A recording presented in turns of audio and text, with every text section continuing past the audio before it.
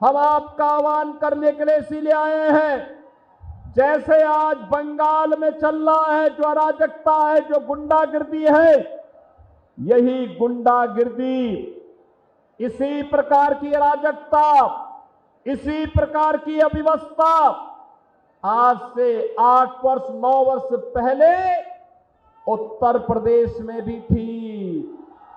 याद करिए, भारत की सबसे बड़ी आबादी उत्तर प्रदेश में हर पर्व और त्योहार के पहले दंगे होते थे। महीनों महीनों कर्फ्यू रहता था, विकास के कार्य ठप पड़ गए थे, नौजवानों के लिए नौकरी नहीं थी, सत्ता के समानांतर गुंडे और माफिया वहां पर सत्ता का संचालन करते थे। और 2017 में भारत के यशस्वी प्रधानमंत्री मोदी जी के आह्वान पर उत्तर प्रदेश की जनता जनार्दन ने उत्तर प्रदेश में डबल इंजन की सरकार दी। डबल इंजन की सरकार, और डबल इंजन की सरकार आई।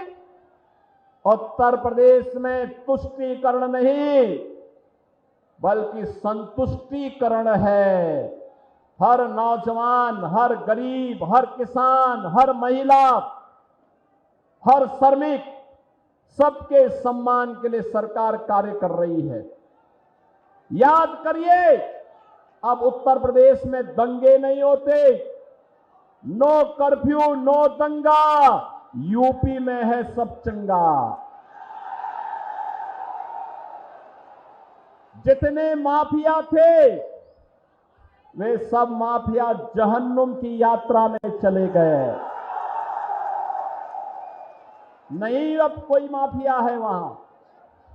अब कोई माफिया नहीं, कोई गुंडा नहीं।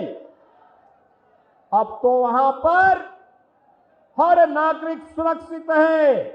और सुरक्षा का एहसास देखना हो, आज उत्तर प्रदेश भारत की इकोनॉमी में ग्रोथ इंजन के रूप में अपनी भूमिका का निर्वहन करता हुआ दिखाई दे रहा है। अयोध्या में श्री राम जन्मभूमि के लिए बड़ा आंदोलन चला था। बंगाल के भी हमारे बहुत सारे कार सेवक गए थे। अयोध्या में राम मंदिर लोग कहते थे नहीं बन पाएगा। डबल इंजन की सरकार आई, बुलेट की स्पीड से आज अयोध्या में भव्य राम मंदिर का निर्माण भी हो गया है। और इसीलिए मैं आपसे कहने के लिए आया हूं, मोदी जी दिल्ली में और बंगाल में बीजेपी की गवर्नमेंट लेके आइए। डबल इंजन की भाजपा की सरकार दंगाइयों का इलाज कर देगी। दंगाइयों का, ये जो टीएमसी और वामपंथ के जितने भी गुंडे हैं, इनका उपचार किसी के पास है तो अब बीजेपी की डबल इंजन सरकार के पास है। मैं देख रहा था यहां पर कितना अत्याचार यहां पर हुआ है। हम देख करके आश्चर्य करते हैं किस प्रकार का तांडव हुआ था। हमारे कार्यकर्ता सुमन बावड़ी को गोली मार दी गई। स्वरूप घोष, पलाश घोष, उत्पल दास जैसे कार्यकर्ताओं के घर उजाड़ दिए गए। तृणमूल के गुंडों ने सुशोभन का हाथ काट दिया गया। पात्र शायर के कोने कोने में ऐसे अनगिनत उदाहरण भरे पड़े हैं।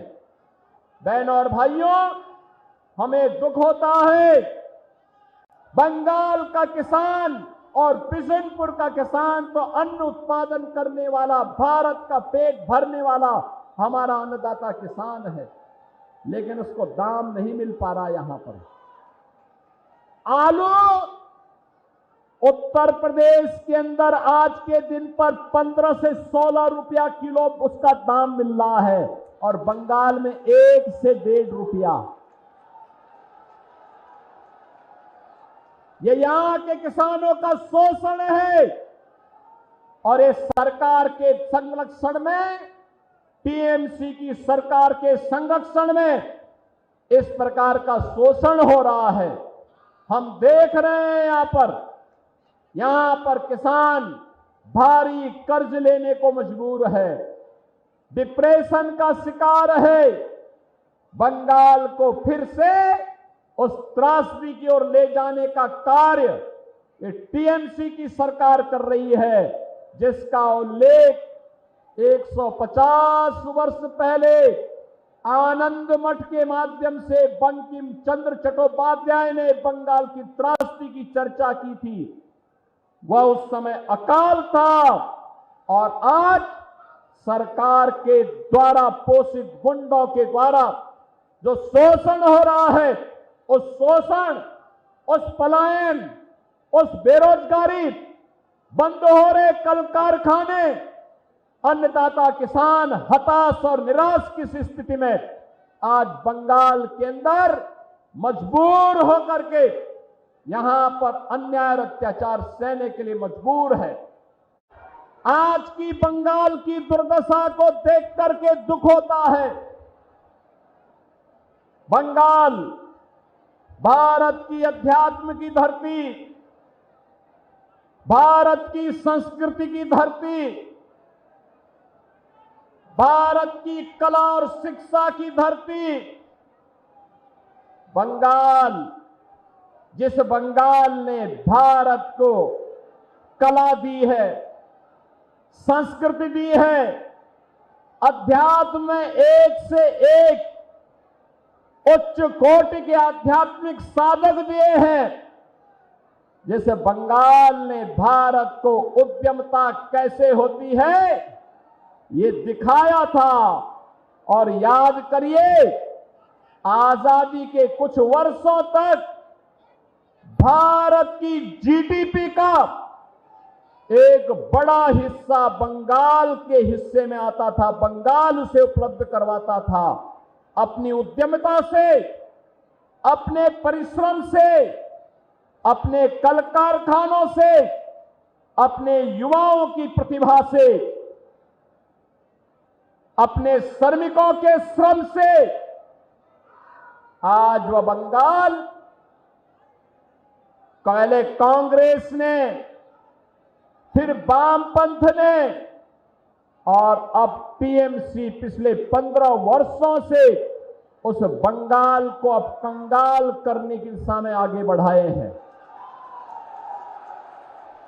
बहनों और भाइयों, याद करिए, कभी देश की आजादी के लिए इस बंगाल की धरती से खुदीराम बोस ने हंसते हंसते फांसी के फंदों को चुना था। यही बंगाल की धरती है जिस बंगाल की धरती ने भारत का आह्वान किया था नेताजी सुभाष चंद्र बोस के माध्यम से कि तुम मुझे खून दो, मैं तुम्हें आजादी दूंगा। ये बंगाल की ही धरती थी। बहनों और भाइयों, बंगाल की धरती जिसने स्वामी विवेकानंद जैसा सन्यासी दिया, भारत का हर नागरिक, हर युवा जब भारत के अध्यात्म में जाने का प्रयास करता है, उसके सामने एक तस्वीर होती है, वह होती है स्वामी विवेकानंद की, रामकृष्ण परमहंस की।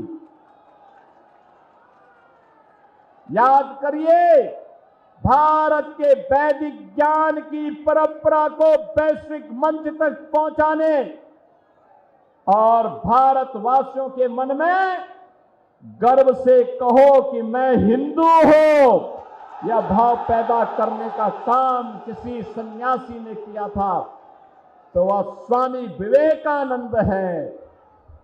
बहनों और भाइयों, ये बंगाल की धरती रामकृष्ण परमहंस की धरती है। ये बंगाल की धरती स्वामी विवेकानंद जी की धरती है। ये बंगाल की धरती भारत सेवाश्रम संघ के संस्थापक स्वामी प्रणवानंद की धरती है। लेकिन भारत की संस्कृति की आत्मा कही जाने वाले भारत के राष्ट्रवाद की इस धरती को टीएमसी ने तुष्टीकरण की धरती बना करके रख दिया है, लूट खसोट की धरती तर्क बना के रख दिया है, अराजकता की धरती बना करके रख दिया है।